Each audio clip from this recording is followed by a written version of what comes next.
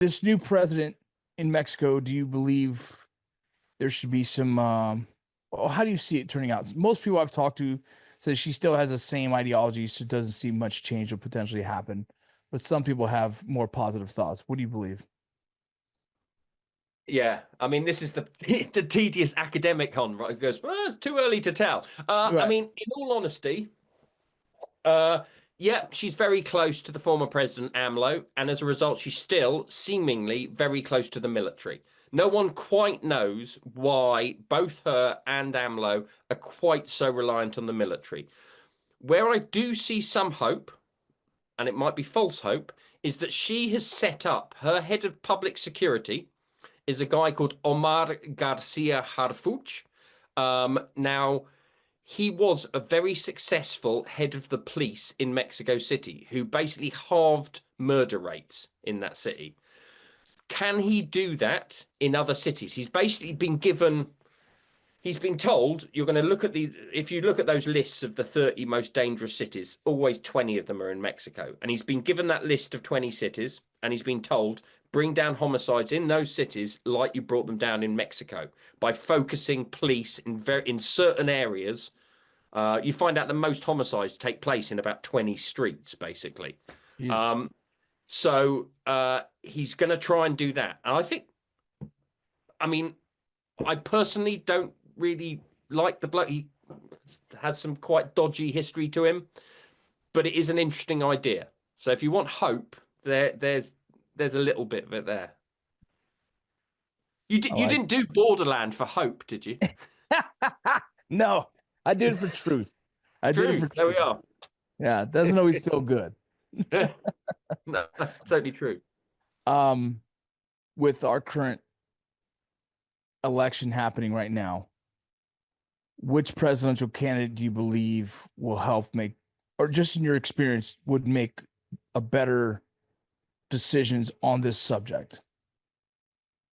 And you Do you don't have know? to answer either. I don't. It's No, up I to you. mean, I'm not. I haven't got a dog in this fight. I think where I think I probably differ from most Americans is I'm not terribly impressed with the Democrats either. I mean, if you want to know what the Democrats and the Republicans have done, is they've said to Mexico, we're going to have to basically put up with human rights infringements, drugs coming into our country, as long as you, Mexico, are our border patrol.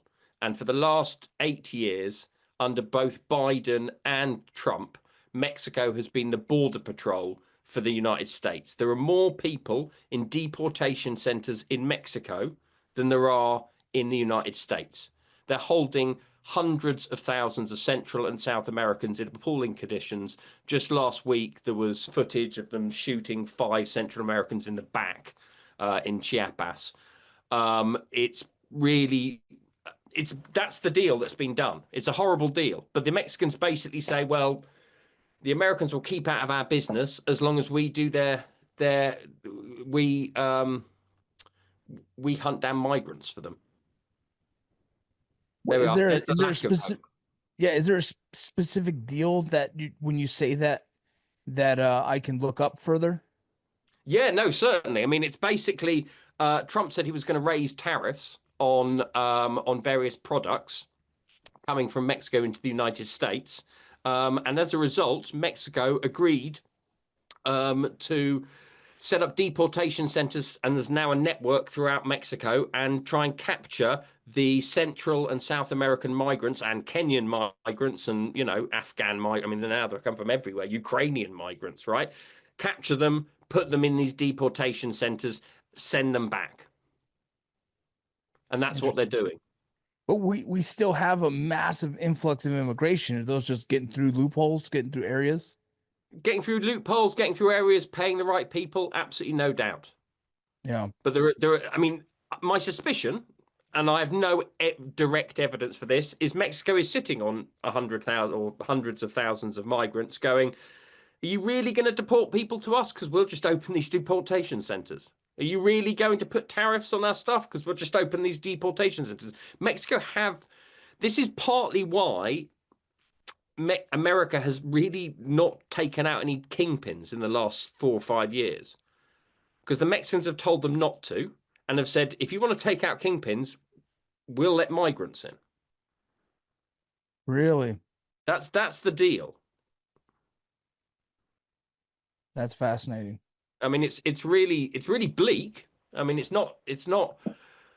really not nice. There's an amazing woman. If you want to look into it, there's an amazing woman called Alethea Fernandez, who's at UNAM, and she's lived for 6 months down in Tapachula on the Guatemala Chiapas border in one of these deportation migration centers, and they're all now run by the military. There used to be a kind of institute of migration that is now military controlled.